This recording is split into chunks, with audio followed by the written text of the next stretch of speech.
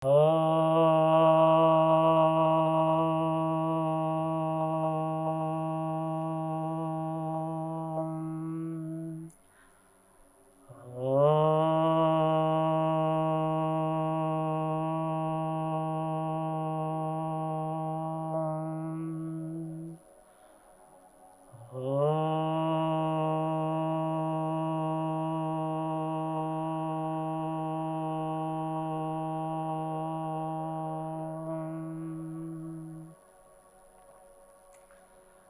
Nepali television हेरिरहनुभएका सम्पूर्ण दर्शक वृन्दहरूमा यो योगी मधुसूदनको तर्फबाट नमन गर्न चाहन्छु।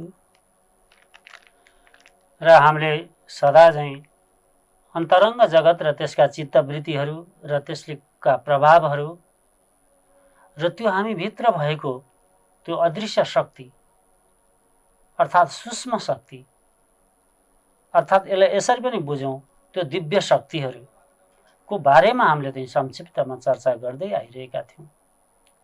र आज चाहिँ के छ त, आजको चर्चा भन्दाखेरि चाहिँ समाहित चित्तवृत्ति र चेतना।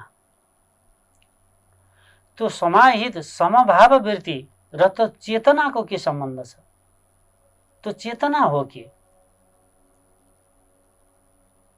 आदि इत्यादिको बारेमा चाहिँ आज संक्षेपमा हामी चर्चा गर्न गइरहेका छौँ। स्मृति परिशुद्धौ स्वरूप शून्यो वार्ता मात्र निर्भाषा निविर्तर्कः समाधिपाद 43औं श्लोकमा पतञ्जलि बडा सुन्दर वर्णन गर्नुहुन्छ।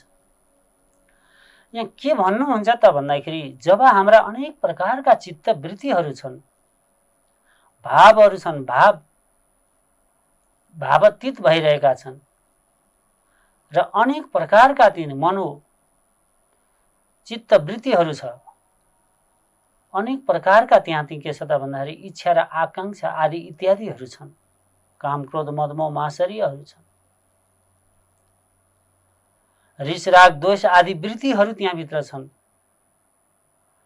र त्यसको यदि त्यसपट्टि हाम्रो बोध भएन, हाम्रो जिज्ञासा भएन, त्यो के हो भन्ने चिजपट्टि हामीले ध्यान दिन सकेनौँ र त्यो अन्तरङ्ग जगतमा खोज गर्न सकेनौँ, अर्थात् ती चित्तवृत्तिहरू कस्ता प्रकारका रहेका छन् र त्यसका प्रभावहरू के छन् र त्यसले कस्ता परिणाम आदि इत्यादि दिइरहेका छन् र हाम्रो जीवनमा त्यसले कतिको सरलता अर्थात् त्यो सहजता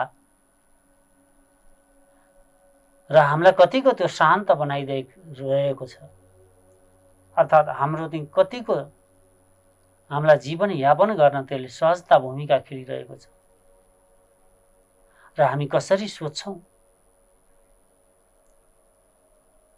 र कस्ता कस्ता कुराहरू सोच्छौँ र के गरी सोच्छौँ र कसरी सोच्छौँ, ती चिजहरूको जीवनमा ठुलो मूल्य छ। ती सोचहरू, ती चिन्तनहरू, ती भाववृत्तिहरू असाध्यै महत्त्वपूर्ण छन् हाम्रो जीवनमा। तीबाट नै बहिरङ्ग जगत अर्थात् जति पनि कर्महरू हुन्छन्, जति पनि क्रियाकलापहरू हुन्छन्, तीबाट चाहिँ के छ त भन्दाखेरि त्यो शक्तिको रूपमा चाहिँ प्रादुर्भाव प्रकट भएर आइरहेको हुन्छ। र त्यो अन्तरङ्ग जगतको शक्तिमा यदि हामी बोध गर्न सक्दैनौँ, त्यसलाई केही होइन भने व्यवस्था आदि गर्छौँ भन्दाखेरि के हुन्छ त भन्दाखेरि हाम्रो जीवनमा त्यो असाध्य प्रकारको अन्योल र अस्तव्यस्तता हुनेछ। र त्यो अन्योल र अस्तव्यस्तताले चाहिँ त्यसले के सिर्जना गरिदिन्छ त भन्दाखेरि दुःखै दुःख, अभावै अभाव र सोचेका कर्महरू पुरा हुन सक्दैनन् र हामीले चाहेको जस्तो कर्महरूको परिणामहरू हामी प्राप्त गर्न सक्दैनौँ। त्यो गर्न नसक्नुको पछाडि के थियो त भन्दाखेरि हामी भित्रै ती भएका वृत्तिहरूको बारेमा हामीलाई चाहिँ ज्ञान नहुनु थियो। र त्यही भएर यहाँ पतञ्जलिले बडा सुन्दरसँग व्याख्या गरिदिनु भयो। यदि स्मृति तपाईँको जुन सम्झना शक्ति त्यो शुद्ध छ, अथवा तपाईँले जे सोध्नुहुन्छ त्यो शुद्ध छ, र त्यस्तो भयो भनेदेखि अर्को कस्तो प्रकारको भन्दाखेरि यहाँ 6 प्रकारको परिणामहरू त्यो चाहिँ कस्तो हुने असाध्यै अनुकूल भएर आउँछ। अर्थात् तपाईँको चिन्तन मननहरू, तपाईँको स्मरणहरू, स्मृतिहरू, त्यसलाई सही सही तरिकाले हाम्रो जीवनमा त्यसलाई चाहिँ हामीले चाहिँ त्यो वृत्तिमाथि खेल्ने अर्थात् त्यो साधना अर्थात् योग त्यो जोड्ने यी कलाहरू तपाईँभित्र छ भनेदेखि अब तपाईँका जीवनमा के छ त भन्दाखेरि अब सबै चिज सरल सहज र आनन्दसँग त्यो चाहिँ के छ कार्य सम्पादन हुन्छ। त्यसैले नि तपाईँलाई त्यो शक्ति दिइरहेको हुन्छ र त्यसैले चाहिँ के छ भने एक प्रकारको माहौल आजभोलिको शब्दमा भन्दाखेरि एउटा परिस्थितिको निर्माण गरिदिइरहेको हुन्छ। त्यसभित्र त्यहाँ शक्ति छ है, त्यसलाई व्यवस्था नगर्नु। यदि कुनै पनि सानोभन्दा सानो कार्य अथवा ठुलोभन्दा ठुलो जुनसुकै कर्महरू तपाईँ सोच्नुहोस्, जस्तो प्रकारको तपाईँ चाहिँ के छ कर्महरू चाहिँ गर्न खोजिरहनु भएको छ, त्यसको परिणाम खोजिरहनु भएको छ, त्यसको व्यवस्थापन गर्न खोजिरहनु भएको छ, अथवा त्यहाँ चाहिँ एउटा ती सुन्दर परिदृश्यहरू अथवा सुन्दर संरचनाहरू आदि इत्यादि जे गर्नुहुन्छ जीवनमा, तर तपाईँको चाहिँ के हुनुपर्छ पहिला भन्दाखेरि त्यो स्मृति सम्झना त्यो चाहिँ असाध्यै पवित्र हुनुपर्छ। त्यो सम्झने शक्ति कुन कुन समयमा कसरी के गरी त्यसलाई व्यवस्थापन गर्न सकिन्छ यो खालको तपाईँमा जिम्मेवारी हुनुपर्छ। यो जिम्मेवारी भएन भनेदेखि मिठा र चाकडी चाप्लुसी कुरा गरेर यहाँ काम बन्नेवाला छैन महाराज। कति सुन्दर भावहरू छ, मिठा मिठा कुरा, तार्किक कुरा सुन्दा बडा अचम्म लाग्ने, खुब मिठो लाग्ने, एकछिन आनन्द दिने खालका कुरा छ, तर व्यवहारमा त्यो तपाईँको एउटा सुखको परिणाम दिने खालका चाहिँ तपाईँका ती कर्मवृत्तिहरू अथवा त्यस्ता खालका चिन्तन छैन। टालटुले बनाएर यताउताबाट देखासिखीमा तपाईँले बोलिदिनु भयो, गरिदिनु भयो, गर्न खोज्नुभयो, तर तपाईँसँग त्यो नवीनता छैन, त्यो स्मृतिमा शुद्धता छैन भनेपछि अब केही हुनेवाला छैन है तपाईँको जीवनमा। किन त्यो देखासिखीमा तपाईँ प्रभावित भएर यी कर्महरू गरिरहनु भएको थियो र त्यस्तो कर्महरूले चाहिँ के गर्छ त भन्दाखेरि तपाईँलाई चाहिँ त्यो असाध्य अस्तव्यस्त र अन्यलमा राखिदिन्छ र दुःखको अनुभूति चाहिँ त्यहाँबाट गराइदिइरहेको हुन्छ। बडा सुन्दर व्याख्या छ। र त्यसै गरी के भन्नुहुन्छ त भन्दाखेरि आगमन, अनुमान र काशीभूत र शब्द सङ्केत र स्मरण यस्ता 6 प्रकारका त्यो क्षेत्र भूमिहरू तयार हुन्छ। यदि हामीले ती चिजहरूमा र त्यसलाई बोध गर्न सकेनौँ र ती चिजहरूमाथि हामीले ध्यान दिन सकेनौँ र त्यतापट्टि हाम्रो चाहिँ गम्भीर्यता जस्तो यहाँहरूलाई मैले निवेदन गरिसकेँ त्यो चाहिँ तपाईँको जीवनमा छैन, अर्थात् अनुशासन आदि इत्यादि तपाईँको जीवनमा छैन, अनुभव आदि इत्यादि तपाईँको जीवनमा छैन, ज्ञान छैन त्यतापट्टि, अर्थात् एक शब्दमा भन्दाखेरि त्यसपट्टिको तपाईँको चाहिँ गहिरो साधना थिएन। कुनै पनि क्षेत्र हो, यहाँ साधना चाहिँ के छ भने कर्म साधना पनि एउटा साधना हो। कुनै पनि क्षेत्रमा तपाईँले केही काम गर्नुहुन्छ, त्यसबाट जुन अनुभव बटुल्नुहुन्छ, सुरुका दिनमा कठिन भए तापनि गर्दै गर्दै जाँदा त्यही सजिलो सरल भएर आइदिएको छ। यो व्यवहारिक पक्षमा यहाँहरूले पनि त्यो बोध गरिसक्नु भएको छ र त्यसैलाई साधनाबाट सिद्धिफल प्राप्त हुन्छ भन्न खोजिएको त्यो थियो। त यस्तो प्रकारको जब तपाईँको क्षेत्र तयार हुन्छ, आगमन अब कस्तो प्रकारको भने अनायास आउने अनेक प्रकारका भाववृत्तिहरू, विचारहरू, परिस्थितिहरू, स्थितिहरू, समयहरू यी के छन् त भन्दाखेरि अनायास तपाईँको जीवनमा नसोधिकन तपाईँलाई सङ्केत नगरिकन प्रवेश गर्नेवाला छन्। यदि तपाईँमाथि त्यस्तो प्रकारको शुद्ध त्यो सम्झना शक्ति अथवा मैले हिजो के बोलेको थिएँ, मैले के गर्न पर्ने थियो, मैले कस्तो थिएँ, तपाईँको बोल्दै आचरणहरू गरेका थिएँ र मैले कस्ता कर्महरू गरेका थिएँ, त्यसबाट कस्ता परिणामहरू आदि इत्यादि यदि तपाईँमा त्यो स्मृति शुद्ध छैन भनेदेखि अब यी आउने परिस्थिति जुन क्षेत्र छ त्यसले तपाईँलाई धक्का दिन थाल्छ, अब अप्ठ्यारो बनाइदिन थाल्छ। त्यस भएको कारणले गर्दा यहाँ के भन्नुहुन्छ त भने आगमन, त्यसरी चाहिँ अनायास तपाईँको विचार होस्, परिस्थिति होस् आदि इत्यादि तिथि प्रवेश गर्नेवाला छन्। एक। दोस्रो अनुमान, अब तपाईँ यस्तो कर्म यसरी गरिराखिएको थियो, यसलाई यसरी चाहिँ हामी सिद्ध गर्न सक्छौँ आदि इत्यादि अनुमान, र अरूले यसरी त्यसलाई गरेका थिए, यसरी त्यसलाई सिद्धि गरेका थिएन, यी हरेक प्रकारका यी अनुमानित जुन ज्ञान छ, कतिपय चिज चाहिँ अनुमानबाट नै तपाईँको त्यो प्रतिफलहरू फलहरू प्राप्त हुन सक्छ। त्यसबाट अनुमान गरेर हामी एउटा निष्कर्षमा पुग्न सक्छौँ।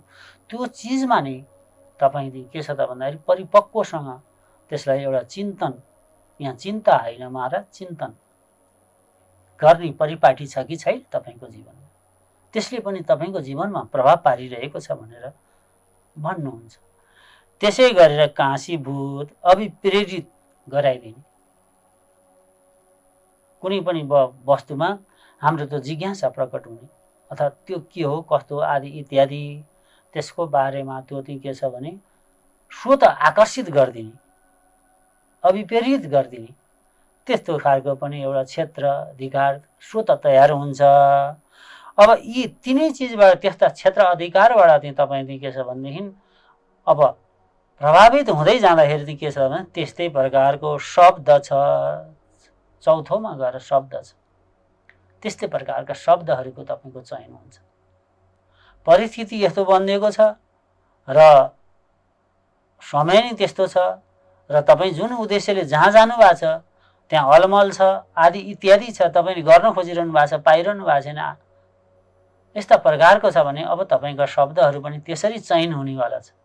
त्यसरी नै अब शब्दहरू तपाईँ प्रकट गर्न थाल्नुहुन्छ, अभिव्यक्ति दिन थाल्नुहुन्छ, त्यसले नि प्रभाव पारिरहेको हुन्छ। केमा प्रभाव पारिरहेको हुन्छ त भन्दाखेरि यो कर्ममा, कर्मवृत्तिमा चाहिँ त्यसले प्रभाव पारिदिन्छ र त्यो कर्मवृत्तिबाट चाहिँ त्यो लगभग त्यस्ता परिस्थितिहरू जब उपस्थित हुन थाले भनेदेखि अब ती तपाईँले सोचेका र आँटेका र गर्न खोजेका कुराहरू लगभग त्यो निष्फल अथवा त्यो विघ्न हुनेवाला छ, त्यो सिद्ध हुनेवाला छैन भन्न खोज्नुहुन्छ। कति बडा सुन्दर छ, कति सान्दर्भिक छ आजको दिनमा पनि।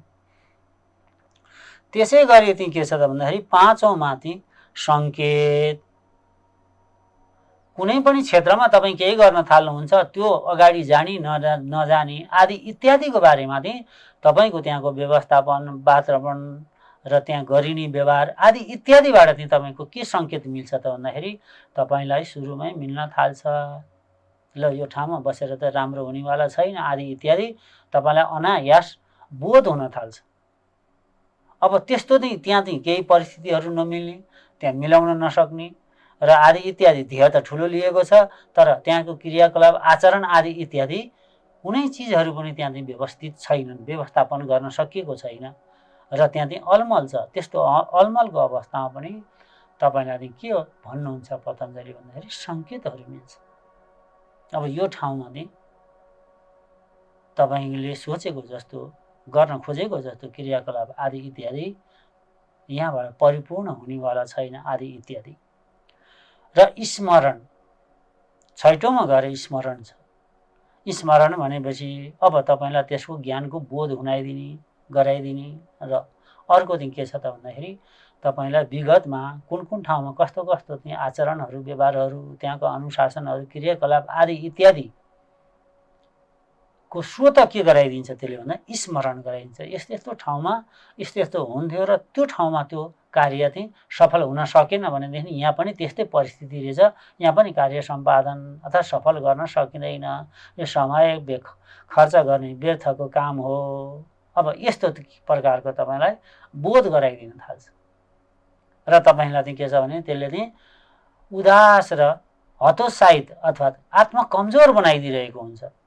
यी चिज सबै तपाईँले तयारी गर्न सक्नुहुन्न र त्यहाँ त्यस्तो प्रकारको चाहिँ तपाईँसँग चाहिँ शुद्ध सङ्कल्प छैन, गर्ने दृढ इच्छा छैन र त्यो गम्भीरताका साथ ती कार्यहरूलाई उठान गर्न सक्नुहुन्न भनेदेखि अब त्यहाँ लगभग त्यो क्षेत्रमा तपाईँको कुनै प्रकारको सफलता मिल्ने, कुनै सम्भावनै छँदै छैन, छँदै छैन, छँदै छैन, यसरी घोषणा गरिदिनुहुन्छ। बडा रमाइलो छ, बडा समय सान्दर्भिक छ यो त। त्यति पहिला त्यसरी हाम्रा ऋषि महर्षिहरूले सोच्न सक्दा रहेछ। र त्यसै गरी के छ त भन्दाखेरि यस्तो प्रकारको चाहिँ के छ त भन्दाखेरि चित्तवृत्तिहरूलाई के भन्न खोज्नु भएको त भन्दाखेरि समाहित, यी सबैको चाहिँ भित्र भएका अन्तरङ्ग जगतका सबै वृत्तिहरूलाई चाहिँ के छ त भन्दाखेरि त्यसलाई संयमताका साथ यी सबै परिणामहरू, परिस्थितिहरू, यी 6 प्रकारका कल्मस क्लेशहरू, कालुष्यहरू आदि, यी धर्म परिणाम, संख्या परिणाम आदि इत्यादि, यी सारा चिजलाई चाहिँ विवेक ख्याति, विवेकद्वारा चाहिँ तिमीले त्यसलाई चाहिँ संयमता, त्यो खालको तिमीमा हेर्ने दूरदर्शिता अथवा दूरदृष्टि छ कि छैन? त्यो खालको साधना छ कि छैन तिम्रो जीवनमा? यदि छैन भने तिमी म त्यो अनायास म यस्तो गर्छु उस्तो गर्छु यी चिजहरू नबोल, जसले तिम्रो व्यक्तित्वमा त्यसले ठुलो प्रभाव पार्छ र तिमी ती गर्न सक्दैनौ। कति राम्रो सुन्दर प्रसङ्ग छ। त्यसो भए यी सारा चिज बोध गरेर तिमी आफूलाई चाहिँ त्यो संयमता र चाहिँ असाध्य भित्रबाट शक्ति आर्जन गर है। समाहित सबै चिजलाई जोड, एक एक चिजलाई केलाएर त्यसलाई बोध गर र बुझ, र बुझेर चाहिँ त्यसलाई चाहिँ एकदम दृढ निश्चय गर। र अनि अब अगाडिबाट चित्तको वृत्ति यस्तो छ र त्यसरी त्यसलाई व्यवस्थापन गर्न सक्यो भने तिमीसँग त्यो अथाह ऊर्जाहरू प्रादुर्भाव हुनेवाला छन्। त्यो अथाह ऊर्जाको एउटा भण्डारण हामी पनि हौ, तिमी पनि हौ, तिमी मानवमा त्यो शक्ति अथाह छ। यस्तो प्रकारको त्यसलाई जब बोध गरिन्छ तब त्यो के छ त भन्दा चेतना, चैतन्य शक्तिले त्यसलाई चाहिँ के गर्छ त भन्दाखेरि ऊर्जा प्रदान गर्छ। यहाँ कतिपय योग साधकहरू भन्नुहुन्छ हामी चेतनाको साधना गरिरहेछौँ गुरु, मलाई सुनाउनुहुन्छ यत्र तत्र। तर यो प्रसङ्गवश मैले यहाँ कुरा गरेँ, चेतना आफै त्यो के छ त भन्दाखेरि दिव्य स्वरूप अथवा त्यो आत्मा परब्रह्म परमात्माको त्यो स्वरूपमा छ। सोहम आद्य शङ्कराचार्य भन्नुहुन्थ्यो, त्यही अंशी हो। कुन अंशी भने परब्रह्मको अंशी भएको हुनाले गर्दा सोहम त्यही स्वरूप त्यही बराबरको हुँ भन्न खोजिएको। त्यस कारणले गर्दा त्यो चेतनाको जुन यत्र तत्र हाम्रा योगका विद्यार्थीहरू, योग साधनामा लागेका मान्छेहरू चेतनाको साधनाका कुरा गरिरहनु भएको छ। चेतनाको साधना गर्न पर्दैन, त्यो के छ त भने आफ्नै दिव्य र शक्ति छ। यहाँ के छ भने अनेक प्रकारका चित्तवृत्तिहरू छन्। ती चित्तवृत्तिलाई तपाईँले के गरिदिनुहोस्, निरोध गरिदिनुहोस्। अब त्यो कहाँ गएर चाहिँ तपाईँको चाहिँ जोड्न पुग्छ त भन्दाखेरि ती हामी भित्र भएका ती वृत्तिहरूलाई एकाग्रित अथवा समाहित गरेर चाहिँ तपाईँ शुद्ध स्वरूपमा रहनुहोस्, प्रयास गर्नुहोस्, कोसिस गर्नुहोस्, त्यो खालको साधना गर्नुहोस्। अब तपाईँको चैतन्य शक्ति त्यहाँ आएर जोडिएर अब दिव्य शक्ति प्रकट। त्यस भएको हुनाले गर्दा महापुरुष यहाँ हामी भन्छौँ, ठुल्ठुला महापुरुषहरू हुनुभएको थियो। त्यो टाढा टाढा त्यो भूत भविष्य दुवै ज्ञाता थिए अरे आदि इत्यादिको हामी चर्चा गर्छौँ। कहाँबाट आइरहेछ यो शक्ति भन्दा यहाँबाट आइरहेछ। यी चिजको तपाईँको जीवनमा जब यसलाई एक एक गरेर तपाईँ आफ्नो साधना गर्नुहोस्, त्यसलाई दैनिकी जीवनमा त्यसलाई बोध गर्ने प्रयास गर्नुहोस् र त्यतातिर तपाईँ अग्रसर हुनुहोस् र चित्तका सारा वृत्तिहरूलाई शान्त राख्ने कोसिस गर्नुहोस्। अब तपाईँसँग अनायास त्यो शुद्ध चैतन्य स्वरूप प्रादुर्भाव हुन्छ। त्यो कहाँ जान्छ त भन्दा चैतन्य शक्तिले त्यसलाई चाहिँ बल प्रदान गर्छ र अब तपाईँ त्यो दिव्य आत्मा हुन थाल्नुहुन्छ। त्यो दिव्यता चाहिँ तपाईँभित्र त्यो हेर्न सक्ने दृष्टिकोण, त्यो ठुलो क्षमता चाहिँ तपाईँभित्र विकास हुनेवाला छ। त्यस कारणले गर्दाखेरि चाहिँ यहाँ जति जो मानिसहरू चेतनाको साधना भनिरहनु भएको छ, चेतनाको साधनको जरुरत छैन। चेतना आफै के छ त त्यो सभ्य र भव्य छ र त्यो चाहिँ के छ दिव्य परब्रह्म परमात्मा स्वरूप छ। त्यसमा तपाईँभित्र भएको ती चित्तका वृत्तिहरूलाई तपाईँले ती साधना गरिदिनुहोस्। त त्यही चित्तका वृत्तिले गरेर यहाँ कस्तो छ भने सूर्यका सामुन्ने बादलले छेक्या जस्तो गरेर सो प्रकाश हाम्रो त्यो दिव्य शक्ति र हामीभित्र भएको त्यो अथाह ऊर्जाहरू र हामीभित्र भएको त्यो असङ्ख्य शक्तिको बारेमा हामीले कहिले पनि बुझ्न सकेका छैनौँ। किन बुझ्न सकेका छैनौँ भन्दाखेरि अनेक प्रकारका भाव वृत्तिहरू, अनेक प्रकारका चाहनाहरू, अनेक प्रकारका तृष्णा वासनाहरू आदि इत्यादि यो चाहिँ के छ त भन्दाखेरि बादल जस्तो भएर छेकेर बसिदिएको छ। कसलाई छेकेर बसेको छ भन्दाखेरि त्यो चेतन तत्त्वलाई अथवा त्यो आत्मा तत्त्वलाई छेकेर बस्दिएको छ। अत त्यसकारण चाहिँ के छ त भन्दाखेरि त्यो हाम्रो मूलभूत स्वरूपमा हामी चाहिँ कहिले पनि प्रवेश गर्न सकेनौँ अथवा हामीभित्र भएको त्यो चेतनालाई चाहिँ हामीले कहिले पनि त्यो पूर्ण रूपले सुचारू हुन र त्यसलाई सञ्चालन गर्न त्यसले मौकै पाएन। केले मौका दिएन भन्दाखेरि चाहिँ यस्तै प्रकारका चाहिँ अनेक प्रकारका वृत्तिहरू र त्यो चाहिँ समाहित त्यसलाई चाहिँ हामीले चाहिँ के छ भने योग जोड्नु, एक ठाउँ ल्याएर जोडेर त्यसको शक्तिको बारेमा चाहिँ र त्यसलाई शक्ति कसरी प्रदान गर्न सकिन्छ आदि इत्यादिको ज्ञान नहुनु र साधना नहुनुको कारण अथवा त्यतातिर हाम्रो ध्यान आकर्षण नहुनु, संसारी भौतिक आवश्यकताका वस्तुहरूमा चाहिँ दिन रात त्यहाँ चाहिँ के छ त भन्दाखेरि हामीले समय व्यतीत गर्नु हेर्नुहोस् बडा रमाइलो छ। ती आधारभूत कुराहरूको लागि हामी सङ्ग्रहित गर्नको लागि पनि ती सामान्यतः यति योग्यताहरू चाहिँदो रहेछ। तर कस्तो छ त भने बिना योग्यता नै हामी कुदिरहेका छौँ। बिना योग्यता, बिना क्षमता, बिना सामर्थ्य नै ती चिजहरूलाई हामीले चाहिँ यसरी कुदिरहेका छौँ। त यी चिजहरूलाई बोध गर्नुपर्छ र अन्त्यमा आत्मेन्द्रिय मनोर्थ सन्निकर्षा सुख दुखे वैशेषिक 5:2-15 परिणाम ताप संस्कार दुःखै गुणवृत्तिर विरोधाश्च दुःखमेव सर्वं विवेकिनः। परिणाम ताप संस्कार दुःख निवृत्ति नै यो के हो त भन्दाखेरि यी चिजहरूलाई मैले यहाँ बताए चाहिँ यी चिजलाई जब जीवनमा हामी बोध गर्छौँ, बुझ्छौँ र त्यसको चाहिँ हामी साधनाहरू गर्छौँ। यो साधना गर्न कुनै समय लाग्दैन। प्रत्येक दिन एकाध घन्टा तपाईँले छुट्याइदिनुहोस् र म को हुँ, मेरा काम कर्तव्य के हो र म किन आएको छु र म कता जाँदैछु आदि इत्यादिको बारेमा जब जिज्ञासा प्रकट गर्नुहुन्छ भनेदेखि परिणाम ताप संस्कार दुःख निवृत्ति नै के हो त भन्दाखेरि यी चिजलाई तपाईँले बुझ्नुभयो र यो यस्तै रहेछ संसार भन्यो, त्यो वैराग्य तपाईँमा आयो भनेदेखि अब तपाईँ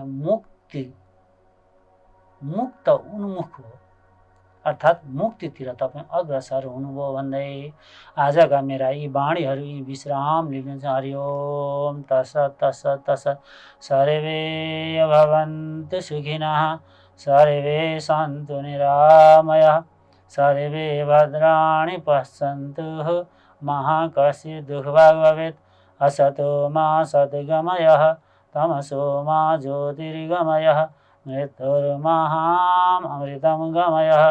ओम शांति शांति शांति।